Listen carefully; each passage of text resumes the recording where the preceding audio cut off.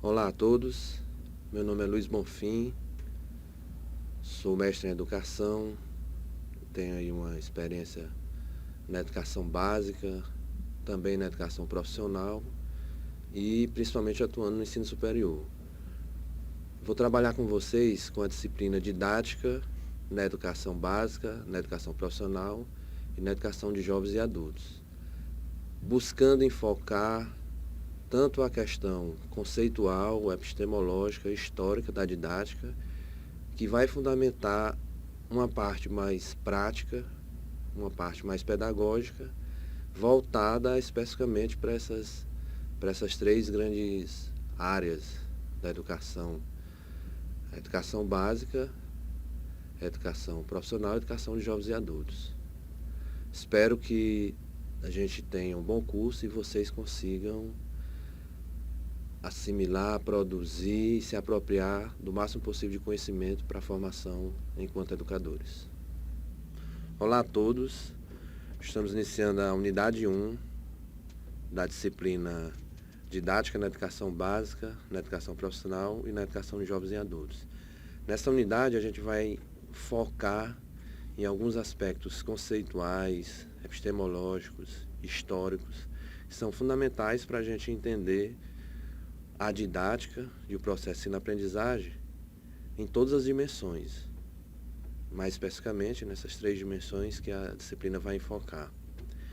Para a gente trabalhar esta questão do conceito de didática, é importante inicialmente a gente enfocar para dois conceitos essenciais para esse entendimento e que comumente eles são confundidos, que é educação e ensino. Primeiro a gente vai ver o significado, a partir da etimologia do termo, da educação no sentido social. Essa educação no sentido social, ela se divide em dois aspectos. O primeiro aspecto vem da etimologia educare, que é voltada para criar, alimentar, uma educação como fato social, que é comumente mais presente nas sociedades simples. O que a gente tem que pegar desse conceito? Que a educação ela vem para socializar o indivíduo, e essa socialização e essa educação é feita de maneira difusa em todos os momentos dessa vida social desse indivíduo. Nas sociedades simples, essa educação se confundia e era pela via do trabalho, acontecia pela via do trabalho, a partir da necessidade do homem modificar a natureza, adequá-la às suas necessidades, e assim ele ia se modificando também. O outro conceito de educação, nesse sentido, a educação ela admite mais um caráter de criação, de alimentação do indivíduo. No outro sentido, a gente teria a educação ainda, numa perspectiva social, mais relacionado a essa palavra latim, a esse verbo latim, educere, que é fazer sair, conduzir para fora. Nessa perspectiva, a educação ela tem a necessidade de desenvolver as potencialidades de cada indivíduo. E essa perspectiva ela já começa a ficar mais evidente nas sociedades complexas. A partir do momento que o homem começa a se apropriar de maneira mais significativa da natureza, ele começa a produzir o excedente, ele começa a modificar os meios de produção, ele começa a expandir essa tecnologia produzida, aí a gente vê o ápice disso aí, essa mudança, tem uma mudança paradigmática com a relação da Revolução Industrial, que houve um completo deslocamento desse modo de produzir que era centrado num modo mais de subsistência, claro, com algumas acumulações, mais para escambo, com o capitalismo ainda numa perspectiva mercantilista, e passa a ser uma acumulação, uma produção ligada à indústria. Então, a gente percebe aí essas duas perspectivas da educação no sentido social. Tanto é de criar, de propiciar essa adequação do indivíduo à sociedade, como essa educação de conduzir, sair, fazer sair, conduzir para fora essa potencialidade para que o indivíduo também contribua para a sociedade. Então é um processo aí de via dupla. E então, nessa perspectiva, a educação ela passa a ter uma necessidade de conciliar aspectos sociais e individuais. Mas como fazer isso num sistema de ensino que é marcadamente social, que tem toda uma questão da primazia da sociedade sobre o indivíduo? Nesse sentido, a gente vai ter que diferenciar educação e ensino. A educação ela vai ficar resguardada a um aspecto de formação mais geral. Hoje a gente poderia dizer muito mais voltada para as instituições não escolares ou não educativas, não formais, como a família, a igreja, os sindicatos, todo o convívio social, e o ensino voltado para as instituições que têm essa finalidade específica, como escolas, institutos, universidades e outras instituições que trabalham com o ensino sistematizado. Nesse sentido, a gente começa a perceber os vários conceitos de didática que foram surgindo, né? Relacionados sempre à questão da preocupação com o ensino. No início, a didática era muito preocupada com essa questão, até porque você estava desvinculando totalmente o contexto, a vida social, do que acontecia nessas instituições. E aí a gente tem alguns conceitos como estudo sistemático da educação, reflexão das doutrinas e sistemas de educação. Ela se refere aos conteúdos do ensino, aos processos próprios para a construção do conhecimento. É a arte do ensino, um conceito bastante difundido, principalmente por meio das produções de Comênio. O que a gente percebe é que essa didática, ela tenta sair de uma perspectiva tradicional, onde ela é centrada no professor, como aspecto central nessa relação do processo de ensino, e ela passa a se preocupar com o aluno.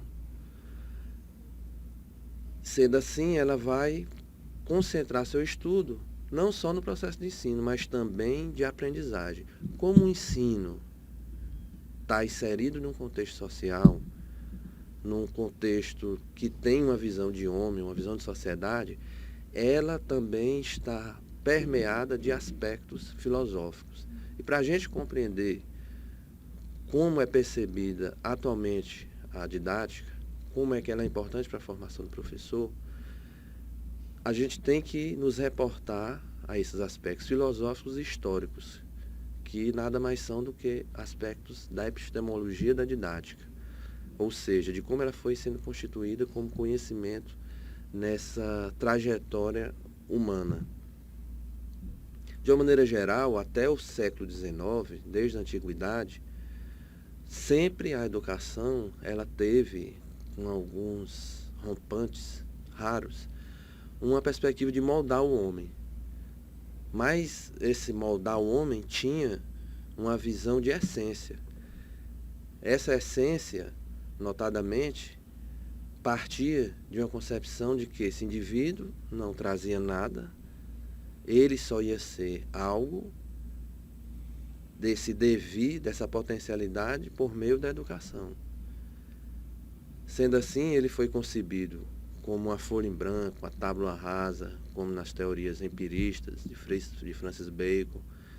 Foi concebido numa perspectiva intelectualista, com a essência divina, numa perspectiva predominante da Idade Média até meados do século XIV, XV, com a predominância do paradigma religioso. Então houve sempre essa perspectiva até o século XIX de uma formação desse homem a partir de uma visão de moldá-lo. E aí a gente tem alguns autores, algumas personalidades que buscaram essa modificação. Primeiro, a gente tem aí Comênios, quando a gente fala de didática moderna, de didática como área específica de preocupação, a gente pode inaugurar esse pensamento com Comênios, embora a gente tenha essas preocupações com a educação, que também são preocupações didáticas, já desde a Grécia Antiga. Mas em Comênios, com a sua defesa de uma educação para todos, é que se passa a concentrar uma produção diretamente com esse processo de ensino, com esse processo voltado para uma técnica, para uma preocupação metodológica. E é ele que inaugura, por exemplo, uma visão de criança como ser dotado de inteligência. Ele inaugura o conceito de educação para todos, inclusive para os deficientes. É ele que inaugura o conceito de educação para as mulheres, para as meninas que até então eram desprezadas. Então, esse compêndio produzido por Comênios estava no seu escrito famoso, que é a Didática Magna. A gente também tem em Pestalozzi um seguidor aí de Rousseau, uma visão desse homem como um homem naturalmente bom, e a educação capaz de deflagrar essas potencialidades inatas. Nesse sentido, a educação seria fundada no afeto. E aí a gente, vendo um pouquinho da biografia de Pestalozzi, começa a entender tanto essa preocupação dele com o afeto, com a criança, e com a família como importante nesse processo de educação.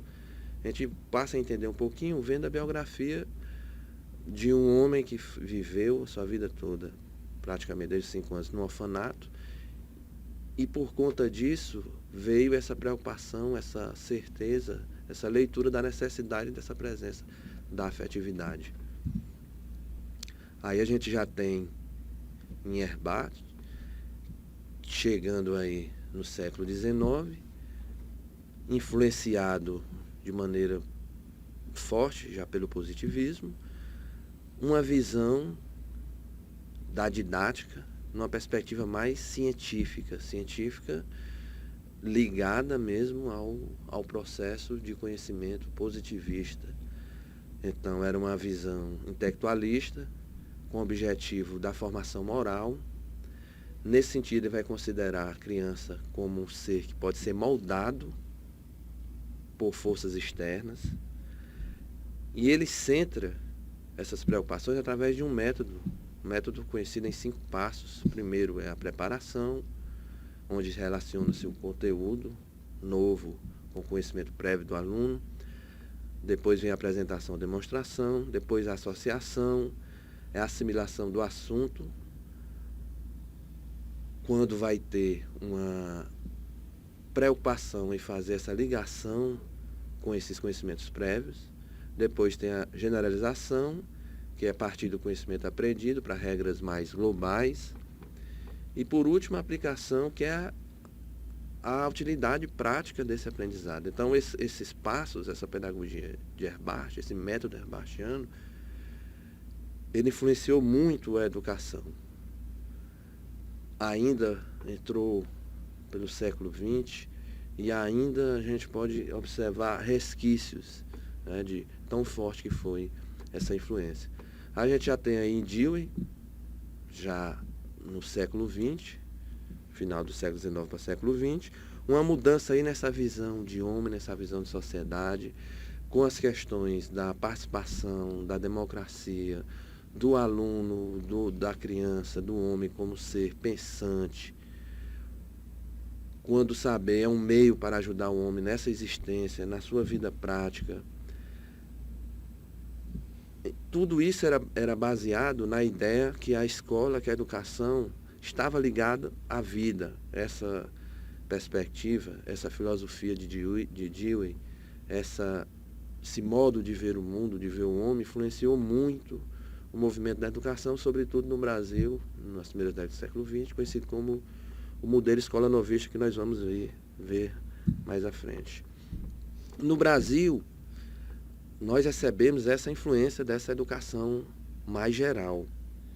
Essa influência ela veio de várias formas, inicialmente com os jesuítas, centrado no modelo econômico agrário exportador, numa sociedade que não necessitava tanto de uma formação. Então a educação ela era voltada para a catequese e tinha seus preceitos estabelecidos no seu currículo, conhecido como Ratio Studiorum, que visava a formação do homem universal, humanista e cristão. Mas nesse período se instala já um aspecto dual dessa educação, porque você já tinha aí, para os menos favorecidos, para os que não tinham acesso às condições materiais, ficava apenas com essa educação. E para aqueles que eram os filhos da sociedade que dominava a época, eles tinham a oportunidade de ir à metrópole, a Lisboa e a Paris, outros centros da Europa, para dar continuidade a esse estudo inicial que foi implementado pelos jesuítas. A didática, nesse sentido, ela é centrada na memória, na repetição, no exercício, e é compreendido como regras, como normas prescritas que orientam o estudo. Tinha o seu aspecto formal, com base no intelecto, e tinha uma visão essencialista de homem, mas vejam só, a visão essencialista do homem centrada numa essência divina. Já aí, nesse período, que correspondeu a 1870 a 1930, a gente tem a expulsão dos jesuítas, um pouco anterior, de 1549, a gente tem também a vinda do Marquês de Pombal, que meio que desestabilizou esse sistema. Houve um declínio com as aulas régias, porque agora, mais do que nunca, só quem podia ter direito à educação era quem tinha condição de pagar os professores das aulas régias. Foi um período marcado pelo iluminismo brasileiro, com as ideias de Benjamin Constant e Rui Barbosa. A didática ela continuou valorizando o intelectualismo, mas deslocando essa visão essencial do período anterior dos jesuítas, de essência divina, para uma essência racional. É nesse período também, 1909, que a gente tem o início da educação profissional no Brasil. As primeiras escolas profissionais destinadas a uma população tida como desfavorecidos, como sem sorte, como os órfãos. Então, aí, no seu nascedor, a gente já observa uma característica de uma educação destinada, uma educação secundária, uma educação desvalorizada, já que você tinha toda uma cultura que valorizava o aspecto intelectual, o aspecto teórico, uma educação profissional ligada ao fazer, ao aspecto manual, já destinada às pessoas menos favorecidas, acentuando aí já a divisão teoria-prática que já vem desde o período clássico. No segundo período, de 30 a 45, a gente tem uma mudança no modelo socioeconômico para o urbano industrial. A gente tem uma mudança na educação para se adequar a esse modelo, com, por exemplo, a inauguração da Universidade de São Paulo, em 1974, com a formação dos cursos de professores em nível superior. Aí a didática já passa, a partir de 1939, a ser uma disciplina, e depois de 1941, a ser um curso à parte desses cursos de formação docente.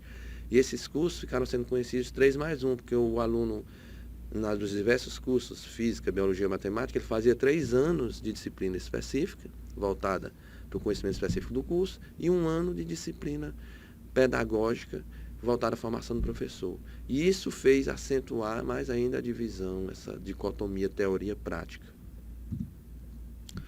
No período seguinte, a gente já entra aí numa acentuação, não é, desse modelo que começou no período anterior, de um modelo centrado no escolanovismo, centrado nessa influência que a gente viu lá de Dewey, né, do aluno como centro dessa perspectiva, como centro dessa formação. O professor teria que estar preocupado totalmente com esse aluno. E nesse período, a didática ela passa a ser compreendida como a formação do professor a partir de um perfil técnico. Então, o professor bastava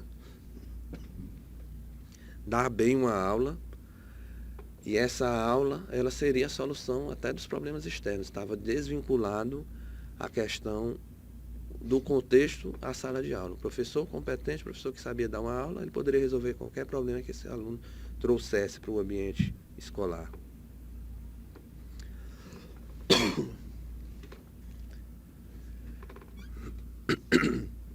De 45 a 64, a gente já tem um sinal forte de mudança, a bifurcação do modelo político. A didática ela perde a categoria de disciplina e passa a integrar a prática de ensino sob a forma de estágio supervisionado. Ela sai dessa disciplina lá do período anterior. A gente tem convênios celebrados entre Brasil e Estados Unidos. Esses convênios acentuaram essa perspectiva tecnicista da educação. A gente tem aí um forte movimento da EJA, já nesse período, principalmente com a perspectiva de Paulo Freire, trazendo inovações ao processo pedagógico, entendendo esse aluno agora não só como objeto, mas como sujeito desse processo, considerando seu contexto, sua realidade. O método, inclusive, de Paulo Freire, passa a considerar como temas geradores, como palavras para alfabetizar esses adultos, o próprio contexto social, numa perspectiva crítica de emancipação em qual o adulto está inserido.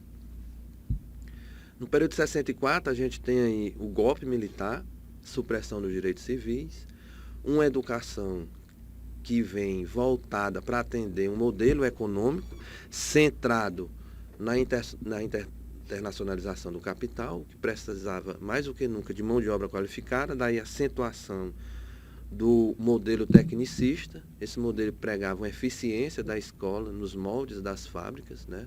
Foi instalada aí uma divisão do trabalho visando a produtividade, cada um era responsável por um aspecto da prática pedagógica. Isso fez fragmentar o processo educativo, tirando o professor do centro desse processo. O professor passava a ser um simples executor do planejamento.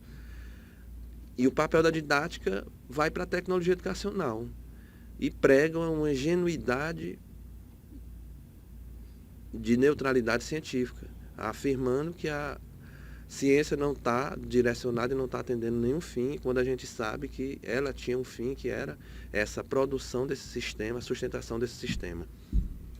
A gente tem aí o ensino médio, que passa a ser a partir das leis configuradas na década de 1970, no início de 1970, 1971 especificamente. O ensino ele passa a ser o ensino médio profissionalizante, mas com essa dualidade acentuada, quem tinha condições de acesso ao ensino particular meio que burlava esse sistema e fazia uma preparação propedêutica, né? Uma preparação para a universidade, enquanto que a classe menos favorecida tinha acesso a esse ensino que pouco trazia de preparação para a universidade, fazendo com que esse indivíduo permanecesse no máximo no sistema de trabalho, fosse absorvido pelo sistema de trabalho que até então crescente. Então, essa educação tecnicista, ela centra-se na formação de mão de obra para o mercado de trabalho. Ela tinha isso como vista. Então, é uma educação centrada na reprodução desse modelo que tinha como desenvolvimento do capital como principal objetivo. No período pós-64, houve uma crítica, e com essa crítica, chegou-se à conclusão que o ensino e, consequentemente, a didática, ela atendia nada mais, nada menos do que a reprodução desse sistema. Um sistema classista, um sistema excludente, que beneficiava só, cada vez mais, quem tinha acesso aos bens, quem era das camadas mais favorecidas. Isso trouxe um pessimismo com as teorias reprodutivistas, que a educação estava a serviço de reproduzir a sociedade capitalista, e, consequentemente, um abandono, um preconceito às questões específicas da didática relacionadas a questões pedagógicas, metodológicas, técnicas. Isso foi um aspecto negativo. O aspecto positivo foi que, com essa crítica, propiciou uma mudança, uma modificação da didática que a gente observa, principalmente na década de 1980, com o final da ditadura, em meio a graves problemas econômicos e sociais. A educação começa a buscar modificações a partir dessas críticas vindas da década de 1970, nesse período de abertura, começou com o Geisel, com o governo Geisel. O professor sendo agora agente ativo, voltando para participar ativamente desse processo de ensino, não só como mero executor, e a didática se vincula à pedagogia crítica, que defende a formação humana, vinculada aos aspectos sociais, sobretudo dos menos favorecidos. Com essa perspectiva crítica, a didática ela visa romper o intelectualismo formal do enfoque tradicional, que a gente viu aí predominando desde da chegada dos jesuítas, o espontaneísmo escolar-novista, particularmente no início das primeiras décadas de 1930, até 64, a orientação desmobilizadora do tecnicismo alienante, e também visa recuperar as tarefas especificamente pedagógicas, que foram desprestigiadas pelo tecnicismo e por esse movimento de crítica reprodutivista. E visa principalmente compreender e analisar a realidade social na qual a escola está inserida. A partir da década de 1990, a gente tem a predominância do neoliberalismo. Com isso, a didática tem um papel mais forte ainda, que é desvelar, que é tirar esse véu que encobre esses interesses que são marcadamente econômicos, marcadamente sectários, marcadamente vinculados a um processo de separação entre aqueles que podem e aqueles que vão ser explorados. E nisso, a didática amplia seus horizontes a partir da emancipação humana, com a educação como prática social, com a defesa do ensino público de qualidade, voltado para os interesses das classes menos favorecidas, a partir da democratização do ensino, revelando criticamente os aspectos sedutores da modernidade, como o consumo, como essa busca incessante do ter, e principalmente, outro aspecto importante, é aprender pela pesquisa, pesquisar essa realidade para poder modificar. Dos anos 2000 até agora, a gente tem o crescimento do ensino profissionalizante, a partir de 2002, 2004. Com esse crescimento, surge uma proposta integrada dessa formação profissional com o ensino médio, não é? Você vai unir as duas formações, uma formação universal com a formação técnica. Temos o surgimento do ProEja também nessa vertente. E temos principalmente a perspectiva de reafirmar o ensino, nessa perspectiva dessa didática atual, como prática social, constitui seu campo de estudo, significa interpretar esse ensino como fenômeno complexo, que requer uma abordagem dialética e multireferencial. O ensino como prática social, ele vai tomando forma, ele vai transformando seus contextos e sendo transformado por eles. Assim, ao continuar buscando a compreensão desse objetivo e suas múltiplas formas e configurações, e fiel à sua perspectiva epistemológica, vai tomando funções cada vez mais perfiladas a esse processo de contínua transformação.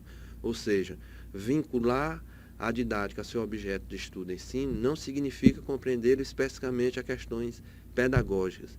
Significa entendê-lo como um processo mais abrangente, complexo, que é diretamente ligado ao contexto econômico, ao contexto social, que ele vai ajudar a transformar e a reproduzir. É nisso, é nesse patamar, é nesse alicerce, é nesse fundamento, é nesse princípio que a didática se configura como importante para a educação básica, para a educação profissional, para a educação de jovens e adultos. Entender esse processo social de maneira crítica para contribuir para a sua transformação. Até a próxima aula.